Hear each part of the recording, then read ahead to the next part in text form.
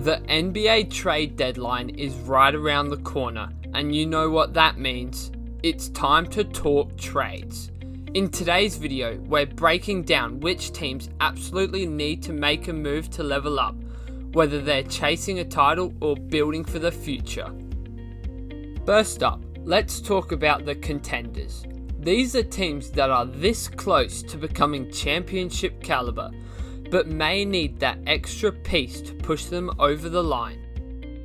The Bucks are already one of the best teams in the league, but their offense can sometimes stagnate when Giannis and Dame face heavy defensive pressure or when they are both on the bench. A guard like Terry Rozier or Alex Caruso could provide reliable scoring and playmaking off the bench. Caruso in particular offers elite defense and some playoff experience, which would fit perfectly alongside the Bucks' stars. And hey, I get that these trades aren't going to be necessarily realistic or the first thing that comes to your mind.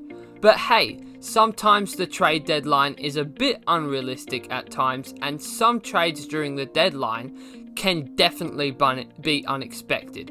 It's one of the most unpredictable things in the whole of basketball.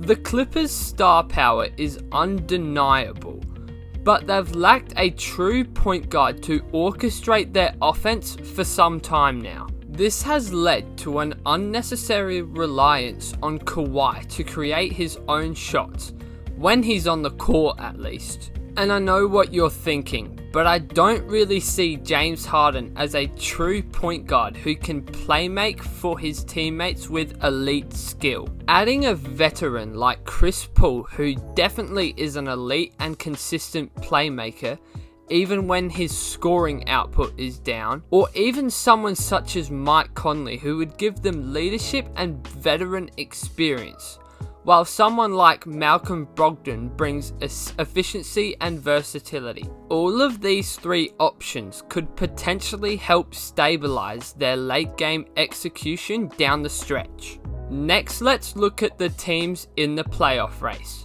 These squads are fighting for a spot in the play-in tournament or looking to solidify their playoff chances.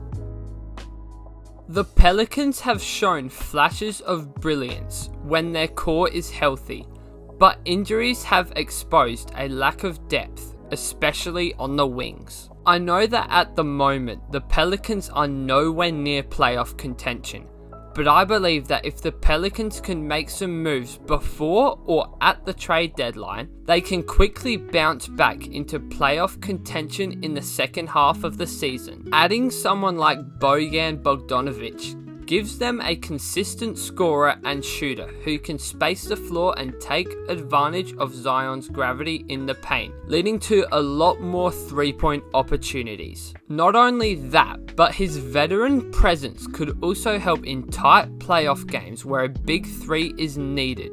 Now on the flip side, we have teams in rebuilding mode. These squads are looking to offload veteran contracts and stockpile assets such as draft picks for the future.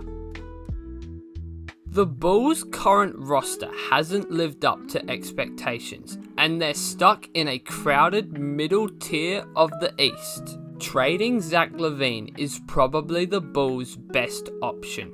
Trading him could bring back younger players and a ton of draft picks to kickstart a rebuild. Nikola Vucevic is another asset contenders might want, especially for his offensive versatility as a big man. He could also bring in a boatload of draft picks to his franchise to set them up for a full-scale rebuild, one that might even last 10 years.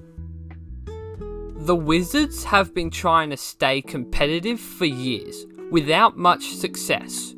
With trading and signing for players such as Jordan Poole, Bradley Beal and Kyle Kuzma, the Wizards have been trying to improve their roster through free agency and the trade period. But I think it's time to start selling for a full-scale rebuild. Speaking of Kuzma, trading Kyle Kuzma seems like the right option. Kuzma, who is having a somewhat career-low season, could fetch a significant return or enough draft picks to set them up for a decent future. And to be honest, that might be their only option, because I don't think anyone is wanting Poole's insane contract, and that's about their only other asset they could trade away at this point. Finally, let's talk about wildcards. These are teams that could surprise us by being buyers or even sellers. The Mavericks have an MVP caliber player in Luka Doncic, and that has proven to be enough to consistently get them into the playoffs, but they need to maximize his prime years. Although they have added Kyrie Irving and since then have made it to the NBA Finals, they need more defense to be able to stop the Celtics if they were to make it to the finals again at the end of the season. Adding a defensive wing like Matisse Thybulle would greatly help them on the defensive end of the ball. I get that Thybulle doesn't really bring anything on the offensive end, but that's not what they need at the moment. They need some defenders. And lastly, the Golden State Warriors are in a tricky spot, trying to balance their championship core with developing young talent.